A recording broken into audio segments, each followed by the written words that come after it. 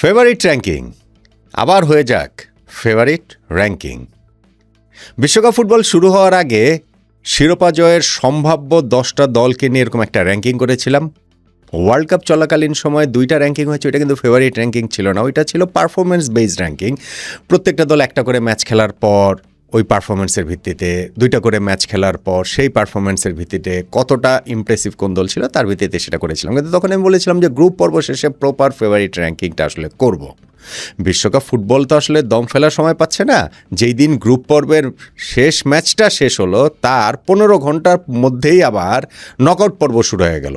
So আমিও আসলে দম ফেলার সময় পাচ্ছি না, যে কারণে নকআউট পর্বের ওই কানাডা দক্ষিণ আফ্রিকা ম্যাচ হয়ে গেছে, তারপরে এই ফেভারিট র্যাঙ্কিং করেছে। কিন্তু অবভিয়াসলি কানাডা দক্ষিণ আফ্রিকা তো আর টপ ফেভারিট 10টা দলের মধ্যে থাকবে না, তাহলে এই র্যাঙ্কিংটা আসলে করাই যায়।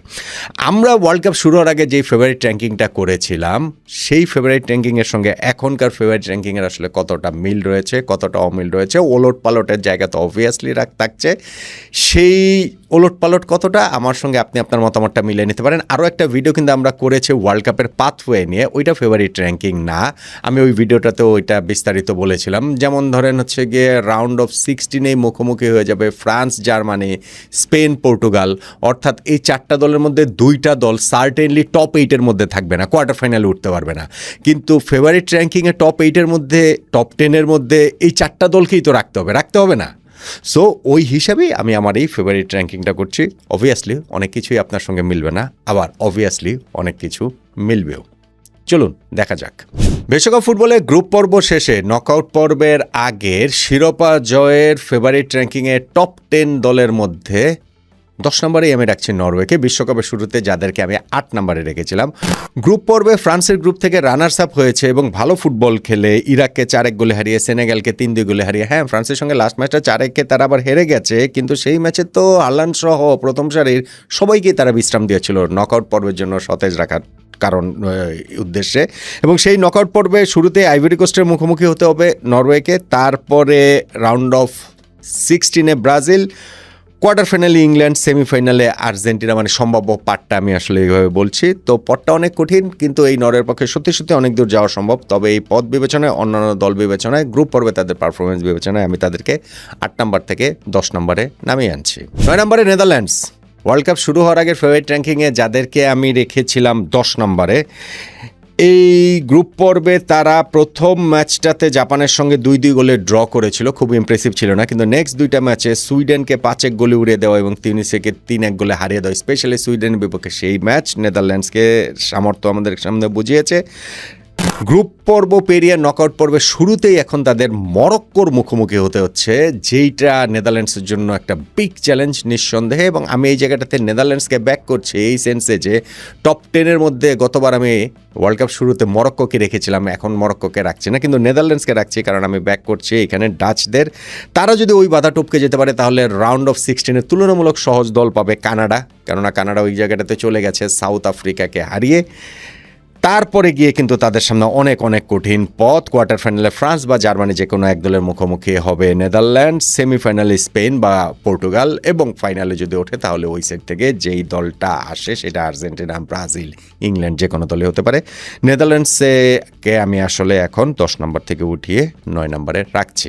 8 নম্বরে কলম্বিয়া, যাদেরকে ওয়ার্ল্ড কাপ শুরু হওয়ার আগের ফেভারিট র্যাঙ্কিংয়ে আমি টপ 10-এ রাখিনি, কিন্তু গ্রুপ পর্বের ব্রিলিয়ান্ট পারফরমেন্সে তারা এইখানটাতে নকআউট পর্বের আগে আমার ফেভারিট র্যাঙ্কিংয়ে জায়গা করে নিয়েছে।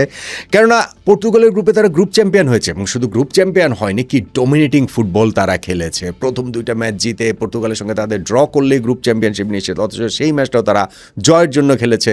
জিততে যে পারেনি সেটা নিতান্তই দুর্ভাগ্য, সেটা নিতান্তই পর্তুগালের সৌভাগ্য। ফলে এই কলম্বিয়া হামেস রদ্রিগেজের এই দলটা কিন্তু এই ওয়ার্ল্ড কাপে ডার্ক হর্স হয়ে উঠতে পারে।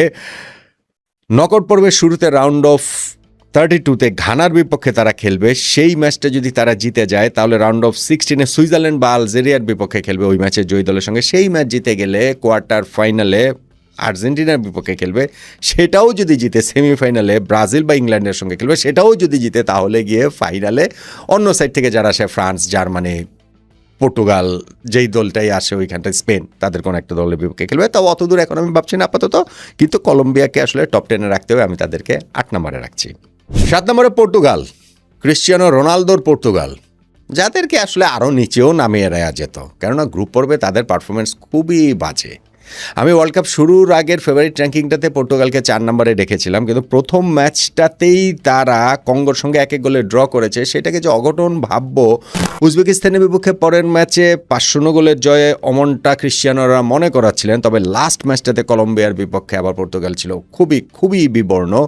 সো ওই কারণে তারা যেই পাথওয়েতে ছিল সেই পাথওয়ে থেকে পর্যন্ত সরে গিয়েছে। গ্রুপ চ্যাম্পিয়ন হলে একরকম, গ্রুপ রানার্স আপ হলে একরকম, এবং সেই গ্রুপ রানার্স আপ হওয়ার কারণে পর্তুগালকে এখন নকআউট পর্বের শুরুতেই রাউন্ড অফ 32-তে ক্রোয়েশিয়ার মুখোমুখি হতে হচ্ছে, যেই দলটা গতবার সেমিফাইনাল খেলেছে, তার আগেরবার ফাইনাল খেলেছে। যদি সেই ম্যাচ জিতে রাউন্ড অফ 16-এই তাদের স্পেনের মুখোমুখি হতে হচ্ছে। ফলে পর্তুগালের জন্য কিন্তু বিগ টেস্ট অনেক আগেই এইখানটাতে শুরু হয়ে যাচ্ছে নকআউট পর্বে। রোনালদো দল তারপরে অবশ্যই সম্ভব, ধরেন স্পেনের বিপক্ষে যদি পর্তুগাল জিততে পারে তখন আবার তারা টাইটেল কন্টেন্ডার হয়ে উঠবে প্রবলভাবেই। কিন্তু যেই ফুটবল তারা খেলেছে তাতে এই 7-এর উপরে এই পর্তুগালকে রাখার কোনো কারণ আমি নকআউট পর্বের এই শুরুতে দেখতে পাচ্ছি না। 6 নম্বরে জার্মানি। ওয়ার্ল্ড কাপ শুরু হওয়ার আগের ফেভারিট র্যাঙ্কিংয়ে যাদেরকে আমি 7 নম্বরে রেখেছিলাম, এক ধাপ উপরে তুলে এনেছি, কেননা জার্মানরা তাদের গ্রুপের প্রথম ম্যাচে কুরাসাওয়ের বিপক্ষে 7-1 গোলের একটা দুর্দান্ত জয় পেয়েছে। ঠিক আছে, ছোট দল, কিন্তু পেয়েছে তো জয়টা, বড় ব্যবধানে জয়। সেকেন্ড ম্যাচটা যেমন আইভরি কোস্টের বিপক্ষে 2-1 গোলে জিতেছে, পিছিয়ে পড়েও জিতেছে, তারপর ইনজুরি টাইমের গোলে জিতেছে। এইটা দলকে অনেক বেশি ইন্সপায়ার করার কথা। যদিও লাস্ট ম্যাচ তারা ইকুয়েডরের কাছে হেরে গেছে 1-2 গোলে, হয়তোবা গ্রুপ পর্ব থেকে নকআউট পর্বে ওঠার বিবেচনায় ওইটার তেমন কোনো গুরুত্ব ছিল না। স্টিল পরাজয় তো পরাজয়ী।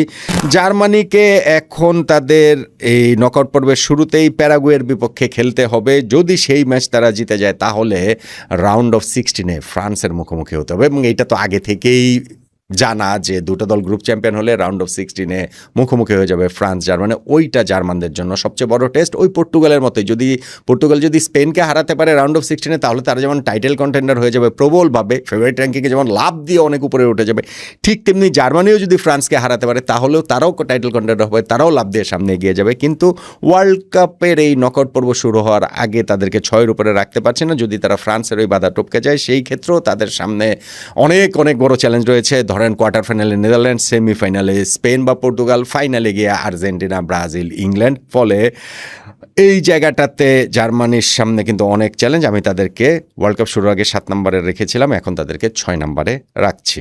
5 নম্বরে, আচ্ছা 5 নম্বরটা একটু পরে বলি, 4 নম্বরটা বলি। 5 নম্বর একটু পরে বলার কারণ আছে। 4 নম্বরে ইংল্যান্ড। ইংল্যান্ডকে ওয়ার্ল্ড কাপ শুরুর আগে ফেভারিট র্যাঙ্কিংয়ে আমি 5 নম্বরে রেখেছিলাম, এখন তাদেরকে এক ধাপে গিয়ে 4 নম্বরে রাখছি। এইটা যে ইংল্যান্ডের নিজের পারফরমেন্সের কারণেই পুরোটা তা না, অন্যান্য টিম, ইকুয়েশন, গ্রুপ পর্বে অন্যান্য দলের পারফরমেন্স এবং নকআউট পর্বের যে পাথ হয়ে সব কিছু মিলিয়েই হ্যারি কেন, জুড বেলিংহামের দলদের এই এক ধাপ সামনে এগিয়ে নিয়ে আসা। ইংল্যান্ডকে আমার মনে হচ্ছে প্রথম ম্যাচটা ক্রোয়েশিয়ার বিপক্ষে তাদের পারফরমেন্সটা ছিল very good, very very good, কিন্তু ঘানার বিপক্ষে পরের ম্যাচটাতে তাদেরকে আসলে খুবই ফ্যাকাশে লেগেছে। লাস্ট ম্যাচে পানামার বিপক্ষে জিতলেও সেটা প্রফেশনাল পারফরমেন্স ছিল। টমাস টুখেলের দল আমি জানি না যে নকআউট পর্বে আসলে কিভাবে রিয়্যাক্ট করবে। যেইখানটাতে তাদের একটা সুবিধা আছে যে শুরুতে রাউন্ড অফ 32-তে কঙ্গোকে পাচ্ছে, ওইখানে অঘটনের শিকার হবে না ওই প্রত্যাশা তারা করতেই পারে। ইকুয়েডরকে পাবে, তারপরে রাউন্ড অফ 16-এ অঘটনের শিকার হবে না প্রত্যাশা করতেই পারে। তারপরের থেকেই কিন্তু তাদের চ্যালেঞ্জটা আরও অনেক বেশি বাড়বে, এবং এটা তো সব দলের ক্ষেত্রে এটা তো বাড়বে, এত সহজ তো আর এটা হবে না। কোয়ার্টার ফাইনালে যেমন ব্রাজিলের মুখোমুখি হয়তোবা তাদের হতে হবে, সেমিফাইনালে হয়তোবা আর্জেন্টিনা, তারপরে ফাইনালে ওইখানে ফ্রান্স, স্পেন কিংবা জার্মানি, পর্তুগাল, কোনো এক দল, যদি অত দূর যেতে পারে ইংল্যান্ড। ফলে এই ইংল্যান্ডকে আমি একটু এগিয়ে রাখছি গ্রুপ পর্বের পারফরমেন্স এবং অন্যান্য দলের পারফরমেন্সের তুলনামূলক বিচারে, তাদেরকে আমি 4 নম্বরে রাখছি। এবার টপ 3। Number 3-তে Spain. বিশ্বকাপে শুরু হওয়ার আগের ফেভারিট র্যাঙ্কিংটাতে স্পেনকে আমি 2 নম্বরে রেখেছিলাম, এখন নকআউট পর্বের আগের ফেভারিট র্যাঙ্কিংটাতে স্পেনকে এক ধাপ পিছিয়ে 3-এ নিয়ে যাচ্ছি, কেননা তারা প্রথম ম্যাচটা গ্রুপের কাবো ভের্দের সঙ্গে ড্র করেছে, যেইটা নিশ্চিতভাবেই স্প্যানিশ ফুটবলের জন্য গর্বের মুহূর্ত না, কাবো ভের্দের জন্য বিরাট গর্বের মুহূর্ত নিঃসন্দেহে। পরের ম্যাচে সৌদি আরবের বিপক্ষে 4-0 গোলের জয়ে তারা কামব্যাক করেছে। লাস্ট ম্যাচটা উরুগুয়ের বিপক্ষে তারা জিতলো, performance up to the mark ছিল না, এবং স্পেনের যে পথ চলাটা, সেই পথ চলাটাও নকআউট পর্বে যথেষ্ট কঠিন। যদিও শুরুতে তারা অস্ট্রিয়ার বিপক্ষে খেলবে, তারপরেই পর্তুগালের বিপক্ষে রাউন্ড অফ 16-এ খেলবে। এইটাতে স্পেনের কোনো দায় নাই, দায়টা আসলে পর্তুগালের যে তারা গ্রুপ রানার্স আপ হয়ে গিয়েছে। সেই বাধা পেরোতে পারলে কোয়ার্টার ফাইনালে ইউএসএ বা বেলজিয়াম, সেমিফাইনালে গিয়ে আবার ফ্রান্স বা জার্মানির মুখোমুখি হতে হবে। ফলে স্পেনের স্পেনের জন্য কাজটা সহজ হবে না, তবে আমি মনে করি যে এখনও স্পেন পুরোপুরি ছন্দে আসেনি। ছন্দে আসলে এই স্পেনের পক্ষে শিরোপা জয়, বিশ্বকাপ জয় অবশ্যই সম্ভব। যেই কারণেই তাদেরকে আমি টপ 3-তে রেখেছি, 3 নম্বরে রেখেছি। 1 আর 2 বাকি, 5 নম্বরটাও বাকি ছিল। আচ্ছা, 5 নম্বরটা তাহলে আগে বলেই দিই। ব্রাজিল বিশ্বকাপের নকআউট পর্ব শুরু হওয়ার আগের ফেভারিট র্যাঙ্কিংয়ে শিরোপা জয়ের হিসাবে আমি ব্রাজিলকে 5 নম্বরে রাখছি। ওয়ার্ল্ড কাপ শুরু হওয়ার আগে তাদেরকে আমি 6 নম্বরে রেখেছিলাম। এক ধাপ তাদেরকে এগিয়ে এনেছি। একটা বড় কারণ হচ্ছে গিয়ে, আমার কাছে আসলে মেজর 2টা কারণ রয়েছে। একটা হচ্ছে গিয়ে ওয়ার্ল্ড কাপে যে 3টা ম্যাচ ব্রাজিল খেলেছে, প্রতিটা ম্যাচে তাদের খেলায় আগের চেয়ে উন্নতি হয়েছে। প্রথম ম্যাচটাতে মরক্কোর বিপক্ষে ব্রাজিল ছিল যাচ্ছে তাই, প্রথম হাফটা তো চোখে দেখা যায় না এরকম, সেখান থেকে সেকেন্ড হাফে উন্নতি হয়েছে এবং এই ধারাবাহিকতাটা ধরেন হচ্ছে গিয়ে নেক্সট ম্যাচ হাইতির বিপক্ষে 3-0 গোলে জিতেছে, মরক্কোর সঙ্গে 1 গোলে ড্র করেছে। এটা নিতান্তই ভাগ্যগুণে ম্যাচ ব্রাজিল আসলে হারতেই পারত, হারাটাই দরকার ছিল, হারাটাই উচিত ছিল। পরের ম্যাচ হাইতির বিপক্ষে 3-0 গোলে জিতেছে, ভালো পারফরমেন্স, এবং লাস্ট ম্যাচ স্কটল্যান্ডের বিপক্ষে আবার 3-0, আরও ভালো পারফরমেন্স। ভিনিসিয়াস জুনিয়র সবগুলো ম্যাচে গোল করেছেন, হ্যাট্রিকটা তো তার ওই ম্যাচটাতে হতেই পারতো। ওইটা হচ্ছে গিয়ে কী কারণে গোলটা বাতিল হয়ে গেল ভিআরে, ওইটা আমার বোধগম্য না। যাই হোক, এবং আরেকটা যেটা রিজন আমি বলবো সেটা হচ্ছে গিয়ে নেইমারের ইনক্লুশন। লাস্ট ম্যাচটাতে নেইমার খেলেছেন, নকআউট পর্বে আরও বেশি টাইম তিনি খেলবেন এবং ম্যাচ ডিসাইড তিনি করে দিতে পারেন বলে আমি সেটা বিশ্বাস করি। ব্রাজিলের জন্য নকআউট পর্বের ম্যাচগুলো যে খুব সহজ তা না। আমি ওই যে আরেকটা আলোচনার মধ্যে এটা বলেছিলাম যে আর্জেন্টিনার এইখানে হচ্ছে গিয়ে চান কপাল, ব্রাজিলের হচ্ছে ফাটা কপাল, পর্তুগালের হচ্ছে পোড়া কপাল। তা পর্তুগালের পোড়া কপাল পর্তুগালই এটা তৈরি করেছে, কেননা তাদের গ্রুপ রানার্স আপে কেউ বলে না। আর যে ব্রাজিলের যেটা বলছিলাম ফাটা কপাল, কারণ তাদের নকআউট পর্বটা অত যে সহজ হয়েছে বিষয়টা সেটা না, যেটা আর্জেন্টিনার হয়েছে সেই জন্যই হচ্ছে গিয়ে চাঁদ কপাল বলেছিলাম আর্জেন্টিনা। কিন্তু ব্রাজিলকে যেমন হচ্ছে গিয়ে নকআউট পর্বের শুরুতেই তাদের জাপানের মুখোমুখি হতে হচ্ছে। অ্যাপারেন্টলি জাপানের পক্ষে ব্রাজিল ফেভারিট, অবশ্যই ফেভারিট, এমনিতেও আমি মনে করি ফেভারিট, কিন্তু 8 মাস আগের ম্যাচটাতেই তো জাপানের কাছে হেরেছিল এবং জাপানের কাছে ব্রাজিল তো আসলে হারতেই পারে। সো টেস্টটা ব্রাজিলের জন্য খুবই কঠিন হবে। যদি তা জিতে যায় তাহলে নরওয়ের বিপক্ষে প্রবাবলি খেলতে হবে রাউন্ড অফ 16 বা আইভরি কোস্ট, আমার কাছে মনে হয় নরওয়ে, সেইটাও কঠিন হবে। কিন্তু এইগুলোর কঠিনগুলো পেরিয়ে যেতে পারলেও যে সহজ কিছু আছে তাও তো না, কেননা তখন কোয়ার্টার ফাইনালে ইংল্যান্ডের সঙ্গে খেলতে হবে, সেমিফাইনালে আর্জেন্টিনার সঙ্গে খেলতে হবে, তারপরে ফাইনালে গিয়ে ফ্রান্স, স্পেন, জার্মানি, পর্তুগাল যেই আসুক হয়েছে থেকে তার বিপক্ষে খেলতে হবে। ফলে ব্রাজিলের হেক্সা জয়ের মিশনটা মোটেই সহজ না, কিন্তু দলটা যেহেতু একটা উন্নতির গ্রাফে রয়েছে সেই জন্য আমিও তাদেরকে র্যাঙ্কিংও একটু উন্নতি করে দিলাম। ওয়ার্ল্ড কাপ শুরুর আগে 6 নম্বরে রাখা ব্রাজিলকে আমি এখন 5 নম্বরে রাখছি। তাহলে রইল বাকি 1 আর 2 নম্বরে আর্জেন্টিনা। বিশ্বকাপ শুরু হওয়ার আগের ফেভারিট র্যাঙ্কিংয়ে আর্জেন্টিনাকে আমি 3 নম্বরে রেখেছিলাম এবং গ্রুপ পর্ব শেষে আর্জেন্টিনাকে আমি 1 ধাপ উঠিয়ে 2 নম্বরে রাখছি। লিওনেল মেসির দল গ্রুপ পর্বের 3 ম্যাচে 3টাই জিতেছে। আলজেরিয়ার বিপক্ষে 3-0, অস্ট্রিয়ার বিপক্ষে 2-0 এবং জর্ডানের বিপক্ষে মোটামুটি দ্বিতীয় একাদশ খেলিয়ে 3-1 গোলে জিতেছে। সবগুলো ম্যাচে মেসি গোল করেছেন, 3 ম্যাচে তার 6 গোল হয়ে গেছে। গোল্ডেন বল, গোল্ডেন বুট সব লড়াইটাতে তিনি অনেকখানি এগিয়ে গেছেন এবং টিম হিসেবে আর্জেন্টিনা যে কত ভয়ঙ্কর উইথ মেসি উইদাউট মেসিও আসলে তারা দেখিয়েছে। লাস্ট ম্যাচটাতে তারা দেখেছে যে মেসি ছাড়াও আসলে অন্যরাও গোল করতে পারেন দলের। ফলে 4 বছর আগের সেই ব্লু প্রিন্টেই এই আর্জেন্টিনা এগোচ্ছে লিওনেল স্ক্যালোনির দল এবং দ্য লাস্ট ডান্সে ক্রিশ্চিয়ানো রোনালদো যেমন অধারাবাহিক, লিওনেল মেসির ক্ষেত্রে বিষয়টা সেটা বলা যাবে না। আর্জেন্টিনা এবার বিশ্বকাপ শিরোপাটা আসলে জিততেই পারে এবং যেহেতু তাদের নকআউট পর্বের ড্রটা তাদের পক্ষে এসেছে প্রবলভাবেই, সেটা ভাগ্যের ব্যাপার আছে, সেটা অপোনেন্টদের ব্যর্থতা আছে, সেই সব কারণ মিলিয়ে দেখা যাচ্ছে আর্জেন্টিনা যেমন নকআউটের শুরুতে রাউন্ড অফ 32-তে কাবো ভের্দের সঙ্গে খেলবে, তারপরে রাউন্ড অফ 16-এ গিয়ে তারা মিশর বা অস্ট্রেলিয়ার সঙ্গে খেলবে, ওই 2টা ম্যাচ দলের বিজয়ের সঙ্গে খেলবে, তারপরে গিয়ে কোয়ার্টার ফাইনালে কলম্বিয়া বা ঘানা বা সুইজারল্যান্ডের সঙ্গে খেলবে। এই 3টা ম্যাচ আর্জেন্টিনার আসলে আরামেই জেতার কথা, মানে সেমিফাইনাল পর্যন্ত যাওয়া আর্জেন্টিনার জন্য কোনো সমস্যা না। তো বেসিক্যালি ওয়ার্ল্ড কাপ জিততে তো আর্জেন্টিনার 2টা ম্যাচ লাগে, সেমিফাইনাল এবং ফাইনাল। সেই জায়গাগুলোতে তো চ্যালেঞ্জ থাকবে। সেমিফাইনাল হয় ব্রাজিল বা ইংল্যান্ড, আর ফাইনালে গেলে ওই সাইড থেকে ফ্রান্স, স্পেন, জার্মানি, পর্তুগাল যেই আসে। এই লিওনেল মেসি আর্জেন্টিনার পক্ষে শিরোপা জয় খুবই সম্ভব বলে আমি মনে করি। 4 বছর আগে, 3.5 বছর আগে যে শিরোপাটা জিতেছিল। তবে এই ফেভারিট র্যাঙ্কিংটাতে তাদেরকে আমি 1 নম্বরেই রাখছি না। ওয়ার্ল্ড কাপ শুরু হওয়ার আগে র্যাঙ্কিংটার যে 3 নম্বরে রেখেছিলাম সেইখান থেকে 1 ধাপ উঠিয়ে 2 নম্বরে রাখছি। এবং 1 নম্বরে ফ্রান্স। বিশ্বকাপ শুরু হওয়ার আগের ফেভারিট র্যাঙ্কিংও আমার 1 নম্বরে ফ্রান্স ছিল এবং এই নকআউট পর্ব শুরু হওয়ার আগের ফেভারিট র্যাঙ্কিংও 1 নম্বরে ফ্রান্সই আছে। ফ্রান্স গ্রুপ পর্বে 3 ম্যাচে 3টাই জিতেছে। সেনেগালের বিপক্ষে 3-1, ইরাকের বিপক্ষে 3-0, নরওয়ের বিপক্ষে 4-1 গোলের জয়ের চেয়ে বড় কথা ফ্রান্সের যে খেলায় পারফরমেন্স, তাদের যে অথরিটি, তাদের যে ম্যাচে কন্ট্রোল এবং স্পেশালি তাদের যে ফ্রন্ট ফোর, এটা ডেভাস্টেটিং। ওই ফ্রন্ট ফোর যদি জ্বলে ওঠে তাহলে ফ্রান্সকে থামানো অন এ গিভেন ডে কোনো দলের পক্ষে আসলে সম্ভব বলে আমার কাছে মনে হয় না। মিডফিল্ডটা তাদের নট নেসেসারিলি সবচেয়ে স্ট্রংগেস্ট পার্ট তাদের, বা ওয়ার্ল্ড কাপের সবচেয়ে স্ট্রংগেস্ট মিডফিল্ডগুলোর মধ্যে যে তাদেরটা রয়েছে ফ্রান্সের, সেটা বলা যাবে না। ওই জায়গাটা একটা দুশ্চিন্তা জায়গা রয়েছে। অ্যাপার্ট ফ্রম দ্যাট ফ্রান্স আসলে চোখ ধাঁধানো, তাদের খেলার চোখ ধাঁধানো। ফ্রন্ট ফোরের কথা আমি সেটা বললাম, কিলিয়ান এমবাপ্পে, ওলিসে, ডিজায়ার দুয়ে, উসমান ডেম্বেলে, অসাধারণ। এবং ফ্রান্সের যে আরেকটা জিনিস যেটা আমার কাছে মনে হয় যে উল্টাভাবেও দেখতে পারেন, আর্জেন্টিনা যেমন ড্রটা খুব সহজ, গ্রুপ পর্বটাও তাদের ইজি ছিল, তারপরে নকআউট পর্বের ড্রটাও অনেক সহজ। ফ্রান্সের কিন্তু একেবারে অগ্নি পরীক্ষা, সব জায়গায় তাদের কঠিন। গ্রুপ পর্ব তাদের সেনেগাল, নরওয়ের সঙ্গে একই গ্রুপে থাকতে হয়েছে, টাফ গ্রুপ। এবং তারপরে নকআউট পর্ব দেখেন যে শুরুতে তাদের সুইডেনের বিপক্ষে খেলতে হচ্ছে, ঠিক আছে ইউরোপিয়ান টিম তো কঠিনই আছে, তারপরে গিয়েই তাদেরকে এইখানটাতে জার্মানির বিপক্ষে খেলতে হবে রাউন্ড অফ 16-এ, সেইটা যদি জিতে রাউন্ড অফ কোয়ার্টার ফাইনালে গিয়ে নেদারল্যান্ডসের বিপক্ষে প্রবাবলি খেলতে হবে, সেইটা যদি জিতে সেমিফাইনালে প্রবাবলি স্পেন বা পর্তুগালের বিপক্ষে খেলতে হবে, সেইটা যদি জিতে ফাইনালে গিয়ে আর্জেন্টিনা বা ব্রাজিল বা ইংল্যান্ডের বিপক্ষে খেলতে হবে। তার মানে প্রত্যেকটা ধাপই কিন্তু এইখানে ফ্রান্সের জন্য ভীষণ কঠিন। কিন্তু তাদের যে স্কোয়াড এবং দিদির দেশমের যে টিমটা, কিলিয়ান এমবাপ্পেদের দলটাকে, সেইটাকে আমি আসলে ব্যাক করছি। আমি ফ্রান্সকে আমার ফেভারিট র্যাঙ্কিংয়ে ওয়ার্ল্ড কাপের আগেও 1 নম্বরে রেখেছিলাম, নকআউট পর্বের আগেও 1 নম্বরে রাখছি।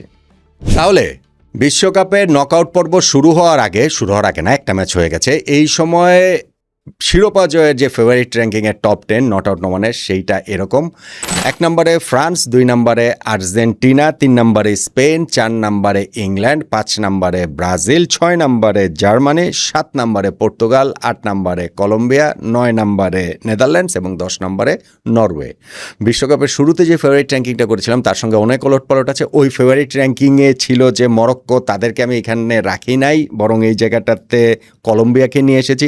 আরও কিছু দল গ্রুপ পর্বে খুব ভালো করেছে, যেমন মেক্সিকো, যেমন ইউএসএ, যেমন ধরেন আপনার এদেরকে আমি রাখতে পারতাম, কিন্তু আমার কাছে মনে হয়েছে যে না, যেই টপ 10 রেখেছি সেই টপ 10টা আসলে এরকমই হওয়ার কথা বা হওয়াটা উচিত, আমার হিসাবে হওয়া উচিত। এটা তার এমন কোনো কিছু না। আপনার হিসাবটা কি? আপনার হিসাবটাও টপ 10টা কি এরকমই হওয়া উচিত কিনা? এবং আপনিও কি মনে করেন কিনা আমার মতোই যে শিরোপা জয়ের জন্য ওভারওয়েলমিং ফেভারিট আসলে 1 নম্বর ফেভারিট ফ্রান্সই? আপনার প্রিয় দল ব্রাজিল বা আর্জেন্টিনা যদি হয়, তাহলে এই দুইটা দলকে যে আমি রেখেছি, আর্জেন্টিনাকে 2 নম্বরে, ব্রাজিলকে 5 নম্বরে, সেটার সঙ্গেও আপনি একমত কিনা?